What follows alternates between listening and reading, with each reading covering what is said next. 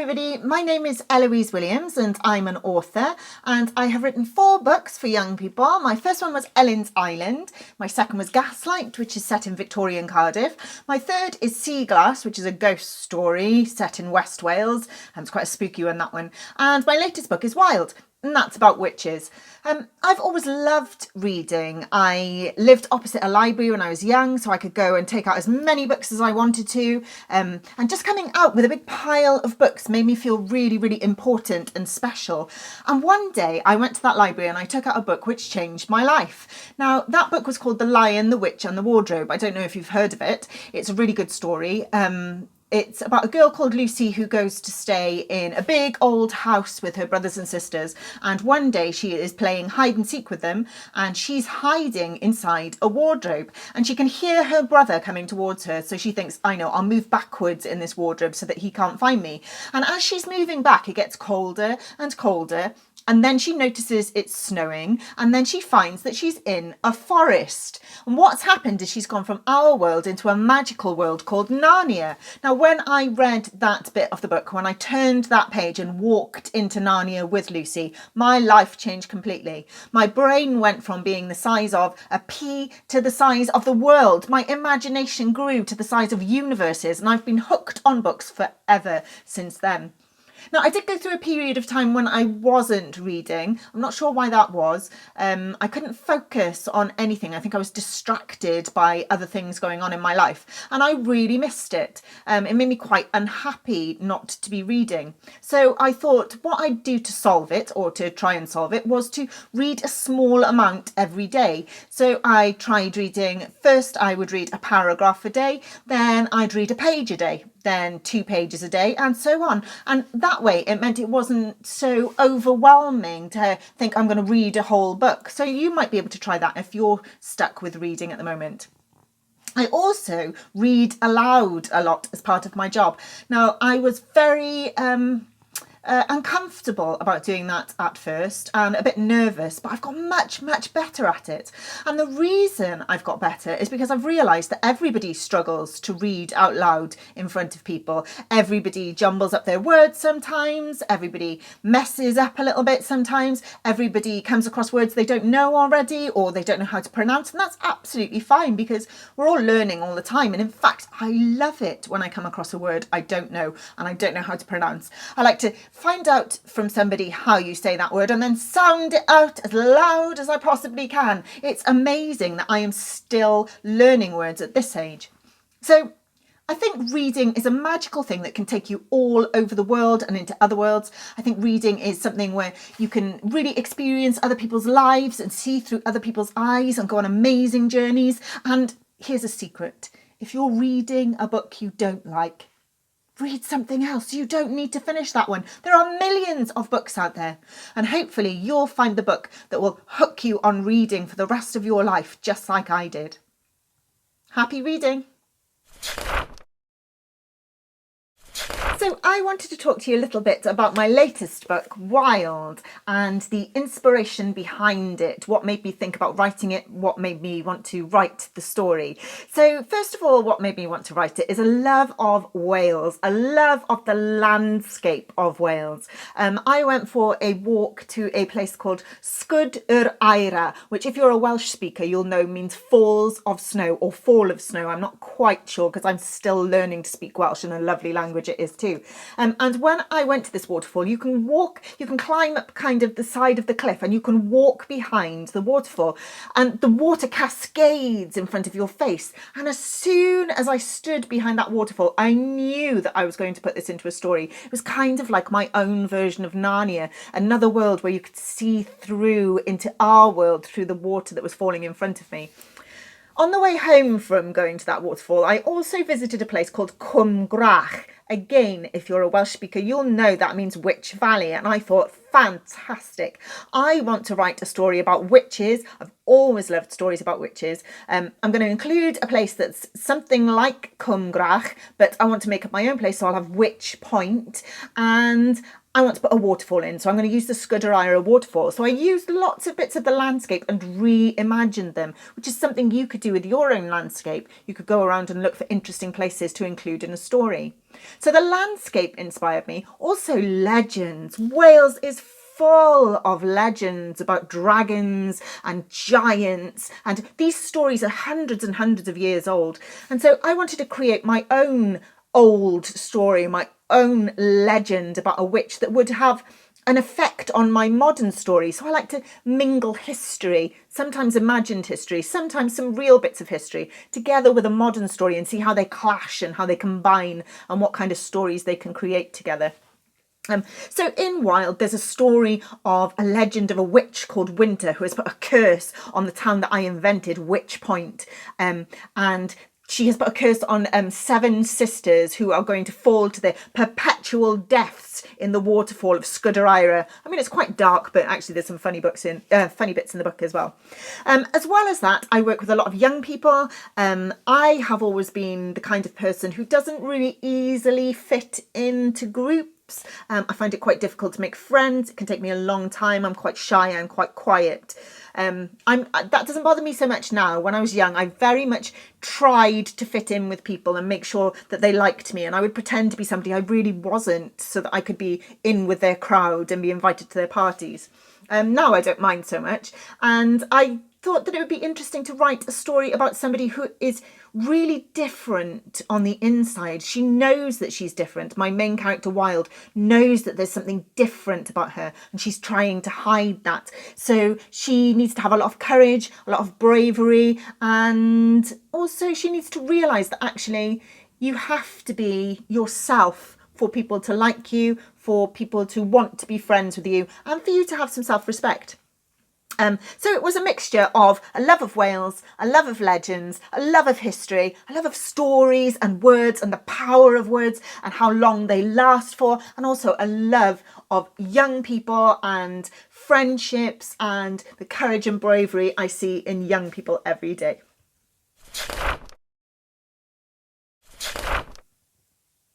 One of my absolutely favourite parts of writing is creating characters. So I want to tell you a little bit about a couple of characters in Wild, and then I'll tell you how I created them or how I started to create them. So first of all, Wild, my main character, her name is spelt with an E on the end because she is named after a famous writer called Oscar Wilde. He said, "Be yourself, everyone else is already taken. Be yourself, everyone else is already taken." And when I heard that, I thought, what a brilliant quote. Of course you've got to be yourself. What happens if I've got a character who can't be herself? And so I created Wild with that. Now, Wild is very reserved. She's quite quiet. She can get angry quite quickly because she's hiding so much on the inside. She starts at a new school called Witch Point. She's very nervous indeed. And when she gets there, she meets Dorcas. Now, Dorcas is another one of my favourite characters. She is very outgoing. She's kind. She's bubbly. She's jubilant, she's friendly to everybody, and Wild takes a liking to her straight away because there's nothing horrible about Dorcas whatsoever. She's just lovely. Talking of horrible, there is somebody in their school who's a little bit more horrible. She's called Jemima. Now, Jemima is the school bully. She is part of a gang, if you like, a group of girls called the Sleeks. And the Sleeks are very aware of what they look like. They all stick together. They laugh at people behind their hands. They whisper about people. They're just not very nice. And she was an interesting character to create. So one of the ways I create a character is to get a gingerbread man or a gingerbread person, and I choose which character I'm going to focus on. So say I'm going to focus on Jemima. I will fill the inside of the gingerbread person with all the things that are going on inside Jemima. So all the emotions, all the secrets that she might be holding, anything that she doesn't want to tell anybody, all the thoughts that she's having inside the gingerbread person. And then around that space, on the rest of the page, I will put what is happening outside Jemima. So what things are happening in Jemima's life that might be making her act in the way she is. As you know, bullies do not bully if they're happy. So what is making her unhappy and making her into a bully? These are all people that I've created in different ways, but they're also parts of me and parts of people that I've met and all sorts of different types of people, because it's fun to have lots of different types of people in your story and see how they react to each other. I also like to put my characters, once I've done that gingerbread plan, I like to put them into interesting situations, challenging situations. So, for example, Dorcas, who's very outgoing, who loves to chat and tell people random facts non-stop, I would put her into a boat, possibly in the middle of the ocean, on her own. How would she cope with that? She'd probably talk to the fish, knowing Dorcas. So with Wild, I would put her, because she's quiet and reserved and doesn't want to be noticed, I'd put her on stage and give her a speech to tell, or a main part in something. In fact, I do put her on stage in the book. Sorry about that, Wild. So that's another way, putting your characters up against challenges. How do they cope with them? And you get to learn about your characters that way. I also, and this is because I used to be an actor, I also like to pretend to be my characters at certain points of the day. I'll think, how would my character butter their toast? Strange, right? But you could try that. You could try walking as your character, or choosing a costume that your character might wear, or you could try anything really. How would your character make a phone call? How would your character have their breakfast? What would they have for breakfast? Just ask yourself lots of questions about your character. I'm rambling a bit now. This is a bit like Dorcas would do. She would go on and on and on. So I'd have my gingerbread man. I would ask lots of questions about my characters. I'd put them into challenging situations. I might pretend to be that character or talk as that character to myself. I also might choose their favourite song. That helps me a lot with creating my characters. I hope that's helpful in creating characters for you if you're writing a story. Try to have interesting characters who have lots and lots of detail. That would be my biggest tip. Detail and interesting facts.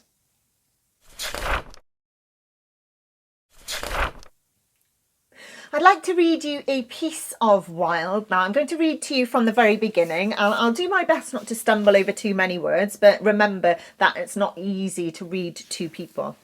Here we go. Chapter 1. Yes, I got kicked out of school on purpose. No, I did not want to be sent to Witch Point. I thought I'd be sent home, but Dad can't get out of his work in America, so I have to stay with his sister, Mae. I'm not speaking to him. I don't think he's speaking to me. I've never been to Mae's house before because Dad has never let me, and I don't want to go there now. Witch Point is legendary for all the wrong reasons. I wanted to get away from all the weird things that were happening to me, and I've ended up in the weirdest place in the world. It's not so bad to look at. The sky is the brightest blue, and the fields are a warm, happy yellow. A heat wave in Wales. That's how weird things have got. Extra strange because it was raining and not hot at all where I got on the train, and it's only a couple of hours away. I can't wait to go travelling like my dad does. Today I would go to Alaska and cover myself with snow. Closing my eyes against the blistering glare, I remember that the world is a very big place, and one day I'm going to see lots of it. I force myself off the train. The carriages judder and hiss, then pull away towards freedom. Standing back, I am fried like an egg by the sun. I find a spot in the shade and try to think calm thoughts. Oh, I'm so thirsty. My mouth tastes disgusting, like chewing a dirty sock. There's a noise just above my head, and squinting up, I see an owl staring down at me from the top of the Witch Point station sign. It spins its head around 360 degrees. It should be asleep in the day. Here we go again. No! Go away! Leave me alone. I'm not going to be weird here. I'm going to be normal. I look again and it's vanished. Good. I worry a lot as I wait. Perhaps Mae has forgotten about me, or she doesn't want me to stay with her after all. I pace the platform to drum the thoughts out with my feet. She wouldn't leave me here, would she? I check my phone for messages. The small of my back is sticky from effort, so I stop to watch a buzzard as it loops the distant field and warn it away with my finger when it changes direction towards me. Maybe Mae is worried that people will think I'm peculiar, but she needn't worry. I'm not going to admit to anyone all the weird things that happen around me. I'm not going to tell anyone that some people have called me a wild. Mae's silver sequined flip-flops make it hard for her to run. She flumps towards me, stubs her toe and swears. I'm late. I'm so sorry. Doesn't matter, Mae. It matters. The car! It's the heat. She's temperamental. It's good to see you. My goodness, you've grown. She grabs me in a hopping hug, which lasts too long, releases me, hugs me again, half releases me so that we're standing too close together. Awkward. We carry the awkwardness with us as we walk to the car. Why are you wearing all black, Wild? You must be boiling. I like black, that's all. Where is Mrs. Lee? I told her to go. A lie. Mrs. Lee was snoring like a cow when I scarpered. I left her a note so she wouldn't worry. I had to haul myself through a window and shin down a tree. It's not easy to break out of a boarding school, though I'm getting better at it. Some of my plait still hangs on a branch as a final goodbye. When you have to leave, do it quickly. Not escorted out under a shame cloud, and definitely not accompanied by a disapproving adult on a 3-hour train trip filled with tea and tuts. She needed to go because you were late. She had to get back to teach Latin, etc. My lie fizzes and stings. Lies always hurt. I'm not good at school. I don't fit in. Things always go wrong and I have to cause trouble and leave.